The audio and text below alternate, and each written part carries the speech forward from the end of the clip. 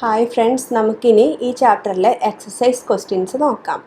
ആദ്യത്തെ എക്സസൈസ് പാടെ ദത്തം ഗീതം സരസ്വരം ഗായിത.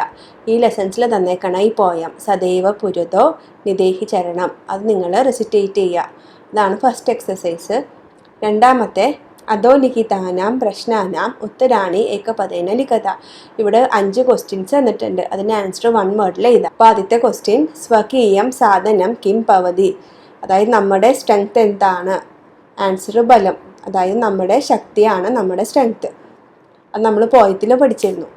പതി കെ വിഷമാഹ പ്രകരാഹ, പതി എന്ന് പറഞ്ഞാൽ നമ്മൾ പോകുന്ന വഴിയിലൊക്കെ എന്താണ് ബുദ്ധിമുട്ടായിട്ടുള്ളത്, അതായത് എന്താണുള്ളത് ബുദ്ധിമുട്ടാവാൻ. പാഷാണഹ, നല്ല കല്ലുകൾ, നല്ല ഷാർപ്പായിട്ടുള്ള കല്ലുണ്ട്. അത് നമ്മൾ പഠിച്ചിട്ടുണ്ടായിരുന്നു. സെക്കൻഡ് സ്റ്റാൻസയിൽ പഠിച്ചിട്ടുണ്ടായിരുന്നു. കുറേ മൂർച്ചയുള്ള കല്ലുകളുണ്ട്, അതിൽ കൂടെ വേണം നമ്മൾ പോവാൻ.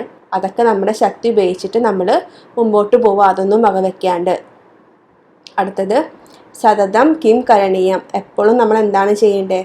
ധ്യേയസ്മരണം, അതായത് നമ്മുടെ രാഷ്ട്രത്തിനെ സ്മരിക്കുക, അതാണ് ധ്യേയസ്മരണം. ഏതസ്യ ഗീതസ്യ രചയിത കഹ, ഈ പോയം എഴുതിയത് ആരാണ്? ശ്രീധര ഭാസ്കര. ശ്രീധര ഭാസ്കര വർണ്ണകരഹയാണ് ഈ പോയം എഴുതിയത്. സ കീദൃശ കവി മാന്യത, എന്ത് ടൈപ്പ് കവിയാണ് ശ്രീധര ഭാസ്കരൻ?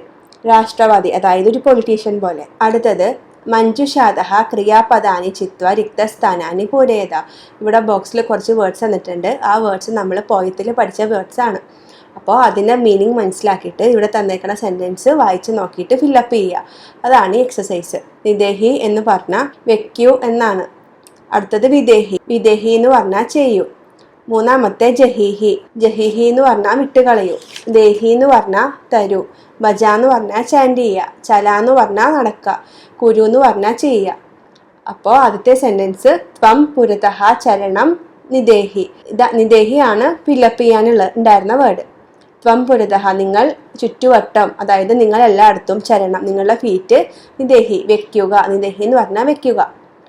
ത്വം വിദ്യാലയം ഡാഷ്, നിങ്ങൾ സ്കൂളിലേക്ക് പോവുക, അതായത് നടക്കൂ.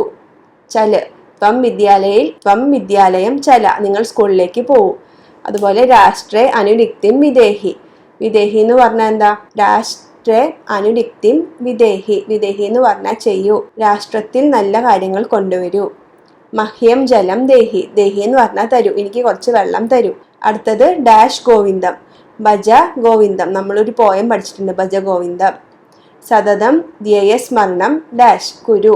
കുരു എന്ന് പറഞ്ഞാൽ ചെയ്യൂ. എപ്പോഴും സ്റ്റേറ്റ്, അതായത് നമ്മുടെ രാഷ്ട്രത്തിനെ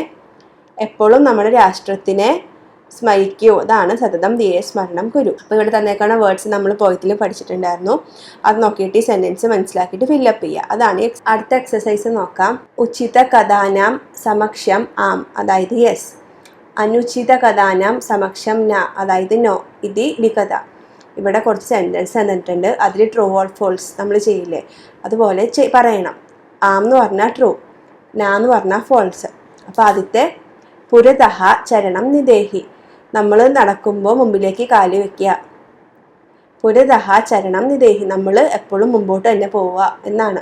അത് ട്രൂ ആണോ ഫോൾസ് ആണോ, നല്ലതാണോ ചീത്തയാണോ എന്ന് കറക്റ്റ് അല്ലേ? അപ്പോൾ ആം. നിജനികേതനം ഗിരിശിഖരേ അസ്തി. നിജനികേതനം എന്ന് പറഞ്ഞാൽ നമ്മുടെ വീട് മലയുടെ മുകളിലാണ്.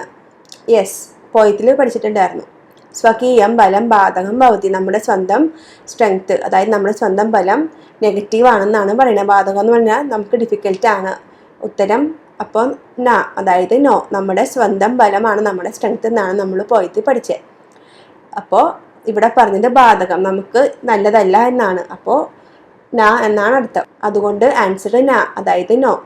പതി ഹിംസ്ട്രാഹ പശവഹ ന സന്ധി, വഴിയിലൊക്കെ ക്രൂരമായ, അതായത് ഉപദ്രവകാരിയായ ആനിമൽസ് ഉണ്ടാവും എന്നാണ് നമ്മൾ പഠിച്ചത്. പക്ഷെ ഇവിടെ എന്താ പറഞ്ഞത്? നാ സന്ധി, ഇല്ല എന്നാണ് പറയുന്നത്. അപ്പൊ ആൻസർ എന്താ? നോ. ഗമനം സുഖരം അസ്തി. ഗമനം എന്ന് പറഞ്ഞാൽ നമുക്ക് മുമ്പോട്ട് പോകാൻ ഭയങ്കര എളുപ്പമാണെന്നാണ് പറയുന്നത്. പക്ഷെ എന്താ, ശരിക്കും പറഞ്ഞാൽ മുമ്പോട്ട് പോകാൻ കുറെ ബുദ്ധിമുട്ടുകൾ വരുമെന്നാണ്. അപ്പൊ ആൻസർ നോ. സദൈവ അഗ്രേ ഏവ ചലനീയം, എപ്പോഴും മുമ്പോട്ട് തന്നെയാണ് പോവേണ്ടത്. Answer yes. അടുത്തത് വാക്യരചനായ അർത്ഥം ഭേദം സ്പഷ്ടീകുരുത. ഇവിടെ 8 വേർഡ്സ് തന്നിട്ടുണ്ട്. ആ വേർഡ്സ് വെച്ചിട്ട് നമ്മൾ സെൻറ്റൻസ് ഫോം ചെയ്യുക. പരിതഹ എന്ന് പറഞ്ഞാൽ എന്താ? അറൗണ്ട്, ചുറ്റും. പുരതഹ എന്ന് പറഞ്ഞാൽ മുമ്പിൽ, നഗഹ എന്ന് പറഞ്ഞാൽ മൗണ്ടൻ, നാഗഹ എന്ന് പറഞ്ഞാൽ സ്റ്റേക്ക്. ആരോഹണം എന്ന് പറഞ്ഞാൽ കയറുന്നു, അവരോഹണം എന്ന് പറഞ്ഞാൽ ഇറങ്ങുന്നു. വിഷമഹ എന്ന് പറഞ്ഞാൽ ഡിഫിക്കൽട്ട്, സമഹ എന്ന് പറഞ്ഞാൽ കുഴപ്പമൊന്നുമില്ല എന്നുള്ളത്. അപ്പോൾ നമുക്ക് സെൻറ്റൻസ് എങ്ങനെ ഫോം ചെയ്യേണ്ടതെന്ന് നോക്കാം. അപ്പോൾ ആദ്യത്തെ വേർഡ് എന്താ? പരിതഹ, അതായത് അറൗണ്ട്.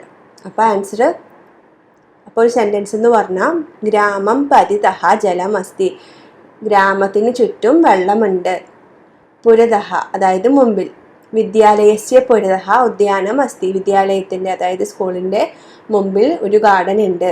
നഗഹ, നഗഹ എന്ന് പറഞ്ഞാൽ പർവ്വതം. ഹിമാലയ മഹാൻ നഗഹ അസ്തി, ഹിമാലയം ഒരു വലിയ മൗണ്ടൻ ആണ്. നാഗഹ എന്ന് പറഞ്ഞാൽ സർപ്പം. അത്ര ഏകഹ നാഗഹ തിഷ്ഠന്തി, ഇവിടെ ഒരു സ്റ്റേക്ക് ഇരിപ്പുണ്ട്. ആരോഹണം, ആരോഹണം എന്ന് പറഞ്ഞാൽ കയറുന്നു. പർവ്വതാരോഹണം ദുഷ്കരം അസ്തി, പർവ്വതത്തിന് മുകളിൽ കയറാൻ കുറച്ച് ഡിഫിക്കൽട്ട് ആണ്. അവരോഹണം, പർവ്വതാത് അവരോഹണം സുഖരം അസ്തി, പർവ്വതത്തിൽ നിന്ന് താഴേക്ക് ഇറങ്ങാൻ നല്ല സിമ്പിൾ ആണ്. സുഖരം എന്ന് പറഞ്ഞാൽ സിമ്പിൾ, ദുഷ്കരം എന്ന് പറഞ്ഞാൽ ഡിഫിക്കൽട്ട്. അടുത്തത് വിഷമാഹ, മാർഗേ വിഷമാഹ പാഷാണഹ തിഷ്ഠന്തി, അല്ലെങ്കിൽ സന്ധി. പോകുന്ന വഴിയിലൊക്കെ ഭയങ്കര ഡിഫിക്കൽട്ട് ആയിട്ടുള്ള ഷാർപ്പായിട്ടുള്ള പാഷാണ, അതായത് സ്റ്റോൺസ് ഉണ്ടാവും. വിഷമഹ എന്ന് പറഞ്ഞാൽ കുറച്ച് പാടുള്ളത്. സമാഹ, സമാഹ എന്ന് പറഞ്ഞാൽ ഈക്വൽ, സമാൻ, ഒരുപോലെയുള്ളത്. രാജമാർഗ പ്രായ സമാഹ ഭവന്തി,